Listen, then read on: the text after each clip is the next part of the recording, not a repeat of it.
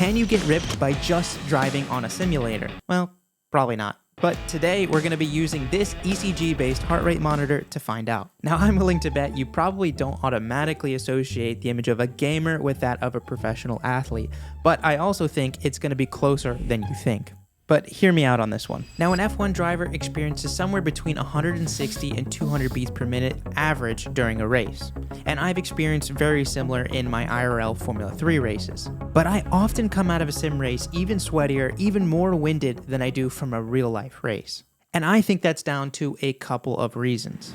On the sim, there's a lack of airflow, there's reduced adrenaline to mask the exertion, and I personally need more concentration on the sim to go fast. And in the case of iRacing, I'm usually pretty nervous about my safety rating as well. Oh, in the movies they call this foreshadowing. Now, even though there isn't any G-force in the sim, the steering force is set to a realistically high amount, as well as the brake pressure. I have a hydraulic brake and it's set to a realistic threshold of pressure, which is quite a bit. Most people, when they try out the sim, can only hit about 40%.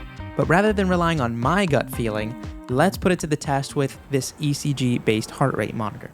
Now, there's a theory I want to test later in the video, which involves me getting into a super high pressure race situation. But before we do that, let's fire up the sim and get a baseline run in. Okay, so you join me in one of the most notoriously physical car track combinations in existence, which is the IndyCar and iRacing on Circuit de Catalunya.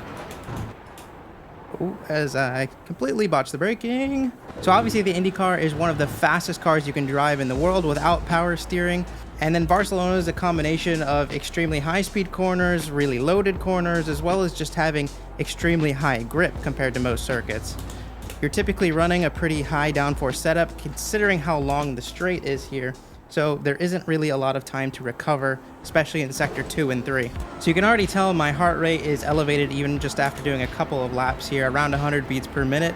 Now, I think it would be a lot higher if I was in a racing situation or even just qualifying, because right now I have no reference. I don't know what lap time I should be doing. I'm just driving around talking to you guys. But like corners like this, where there's an extreme amount of force on the steering, I don't know if you can visually tell how heavy the steering is right now. But it's heavy, which I think is, I mean, I've set it to a pretty realistic value. Obviously, I've not driven an IndyCar yet, so I don't know exactly how heavy the steering is, but compared to an F3 car, this is pretty similar. And the steering wheel I'm using right now has, I think, a peak torque of around 28 Newton meters, which is extremely high. I'm not running it anywhere near that. It's probably around, I would say 12 to 15, somewhere in that range. So what I'm gonna do is just a really focused, intense lap here, and then let's get an idea for what my heart rate is when I'm fully focused. So to start this push lap, you can see my heart rate's already fairly low, starting in the 80s, but very quickly increasing as I enter some of these highest speed corners on the track. Now, heading into turn 4, this one takes a lot of concentration, very high G-force in real life, and extremely high steering force. I'm approaching 120 beats per minute by the time I get to turn 7. For reference, my resting heart rate is probably between 55 and 60 beats per minute normally, so we're definitely getting into active territory here.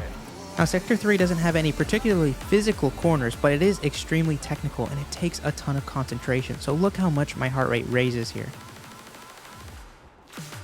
Okay, well, at least we know. Look how much higher my heart rate went there. 125 right now, purely because I'm just focused on putting in a lap. So I think this is going to be a really interesting experiment.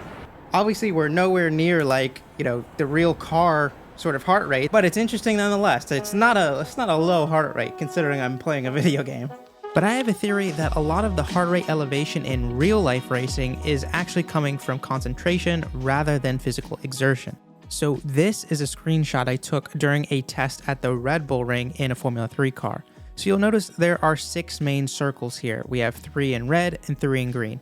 And in each of those are individual peaks, which represent 5 to 6 lap runs. Now, we were testing 2 different levels of downforce on this particular day for a totally separate track. So the red represents our high downforce setup and the green represents our medium downforce setup. So if our heart rate is purely tied to physical exertion in the car, we should be seeing the sessions in red actually higher than the sessions in green. And that is because the G-force is actually higher in the high downforce setup. But instead we see a significantly higher heart rate in the medium downforce sessions, and not only that, you can see a distinct trend line downwards as the sessions go on, both in the HDF and MDF sessions, suggesting that as I get more used to the car, I'm concentrating less, and therefore having a lower heart rate. So to reiterate that point, let's take a look at a karting session using the exact heart rate monitor we'll be using today.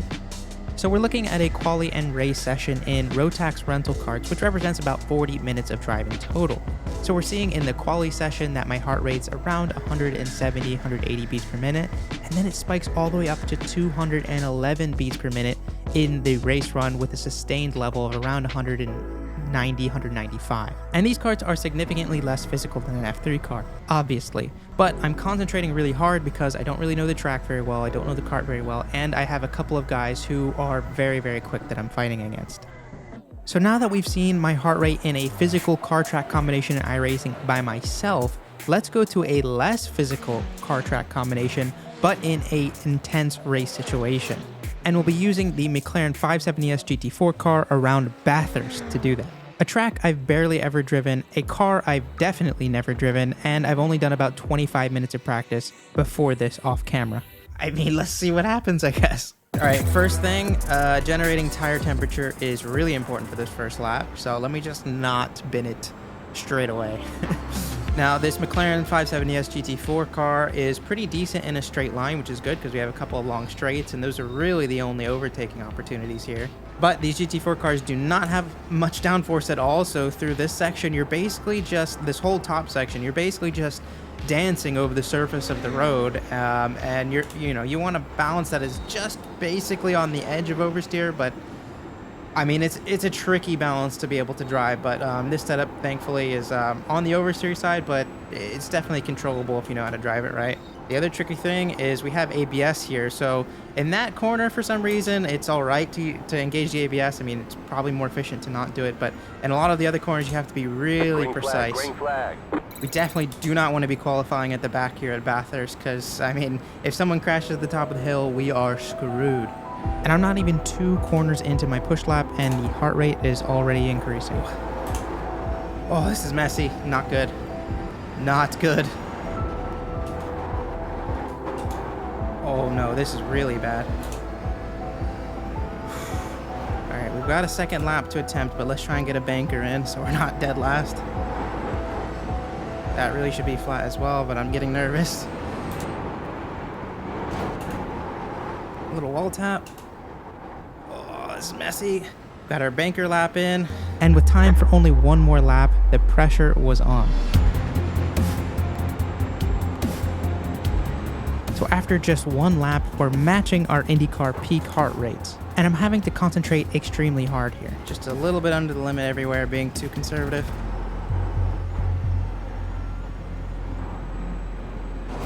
Ooh. Bit of a scrape against the wall for good measure. Oh god, that sun. God, that is a deadly sun position right there. At the moment, we're P2, and we might even actually get P1 if we can finish this lap. Oh, nope, someone's just gone really quick. And in this case, we averaged 125 beats per minute throughout the third sector. 112.6. Okay, that I think was better than my best lap in practice. Currently puts us provisionally P3. Someone's done a 111.8. That is rapid. Whew, that is out of my pay grade. Luckily, the guy right behind me has a pretty high safety rating, so that's always nice. At least you don't have to worry about him too much. I'm probably the biggest hazard here with a 2.0 safety rating. I've only had a couple minutes to rest here, but take note of my heart rate. Okay, here we go. We're going to have a rolling start here. And before the race has even begun, we are now approaching the mid-120s. Okay, here we go. Time to do your job. You can literally see in the graph that the pressure is surmounting in my head as I'm trying to think of what I'm going to do in turn 1. And it doesn't take long at all before we reach a new peak. Green flag, green flag. Oof. He went at just the right time. That was a well done start.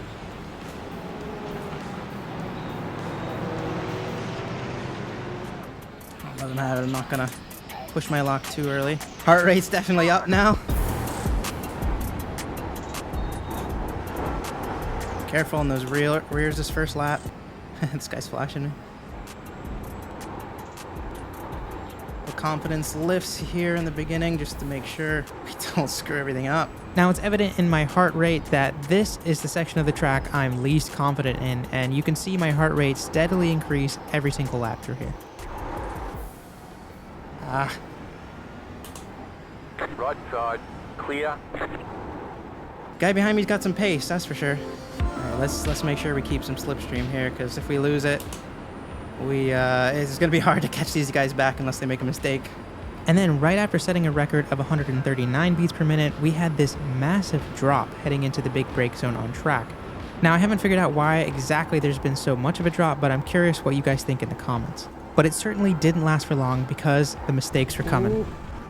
No, we didn't want 1Xs, come on. I tapped my mic, that's what messed me up there. Stupid mistakes like that, you know?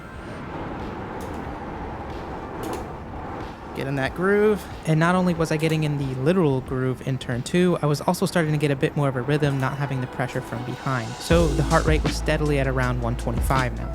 He's right on me. That is until he caught back up and the pressure was on again. Sun is brutal.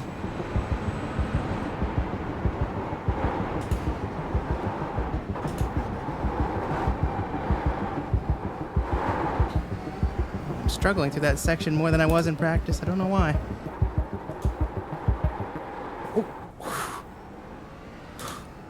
All right, I'm gonna be on the back foot here. Don't know if there's much I can do. Just gonna have to, yeah. So after reaching a new peak of 140 beats per minute, now my heart rate's relaxing a little bit as I know the overtake's gonna happen. I just need to think about how I deal with it. Just gonna have the inside here as well.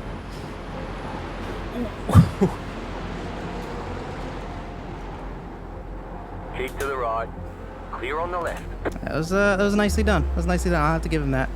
He capitalized on my mistake, and now I've got someone behind me to worry about. Probably should have done more practice for this race. But now we can have a bit of attacking. I think we have good straight line as well.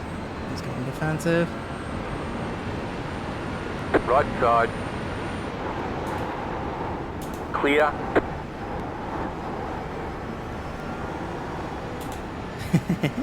And while I'm giggling on the outside, on the inside, the pressure is on because now we're approaching the 150s for the first time. He's quick there. He releases the brake right up to the apex and carries a lot of speed in. Something to try next lap.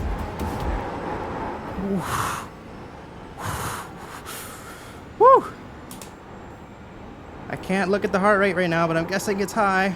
Yep, I just had a quick peek. It is definitely higher than with the IndyCar by myself. Keep in mind we have power steering here, so it's not like it's physically intensive. Yeah, I was a bit optimistic, but I thought maybe he just might miss his break point. It was at this point in the race that I started to increase consistency, which was reflected by a relatively flat heart rate trace. Okay, there we go. It's a lot nicer through there. Right, it's chase mode now. And then seemingly all in one lap, everything started to kick off. Oh, hello, buddy.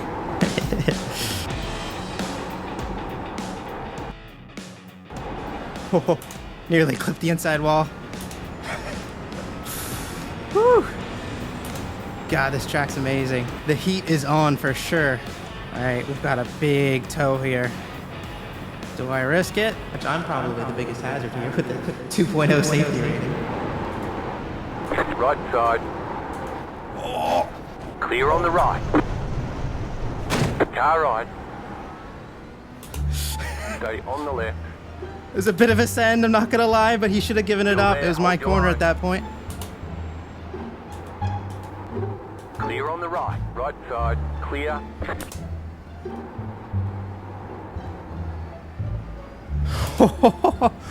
I mean, tell me in the comments whether... Yeah, he's not happy. I mean, tell me in the comments whether or not you think that was fair. I mean, I'm going to play a typical race driver card and say, well, I'm in the steward's room. I'm going to always defend myself. So, yeah, it was my corner. Sure. I mean, I probably wouldn't have made the corner, but it was my corner. Oh, God, I'm going to get so much hate for that. I mean, I would give up the position if race control was telling me to, but, like, come on. I mean, who's going to give up a position if they don't physically have to? Or legally have to, I should say. You know what? Fine. I'll let him have it. Let's make this video interesting. No, it's fine. You know what? Just so that no one in the comments can complain, I'm just going to let him by. Clear on the left. and we'll have some fun. A few moments later. So as soon as I re-entered attack mode, the heart rate was straight away back towards the 150s, and now I have an opportunity for another overtake. God, this thing, we got some serious slipstream here. Oh, no, no. No, no, no, no, no, no, Right no. side, clear. Oh. What the hell just happened? No. Oh my god, I just got so many incident points for no reason. Oh geez. This is why you're supposed to practice before you do an official session in iRacing, guys. Like, properly practice. I'm naturally feeling quite annoyed with myself at this point, but I have no choice but to put my head down, put that incident in the past, and just focus. And you can see how consistent my heart rate is by just doing exactly that. Oh, I'm so annoyed with myself. God. This is not my race, guys. But we're definitely burning some calories, that's for sure. Wow, someone's done a 111.9 on race setup right now. That is... I literally have no words. Now, I was a little bit too far to catch the rest of the pack, and my heart rate was actually dipping below the 120s here because the pressure's entirely off. God, I just realized I was zoned out for so long there. I just forgot I was even driving the car. Oh, no! No, no, no, no, no, no, no, no, no, no, no. Ah. This is the race from hell. Oh, I definitely have damage. Luckily for me though, the damage was minor and I was able to finish the race just 2 laps later in P6. So not the best result, but at least we finished. But before we tally up the total calories burned throughout this video, let's have a look at that replay of the incident earlier in the race because I haven't made up my mind about this one yet. Okay, so I think this is the move here. So we're coming from a long way back, massive slipstream. I think also the McLaren has pretty decent straight line speed. I'm definitely too far back to do it, but I released the brake right here, which gets me alongside.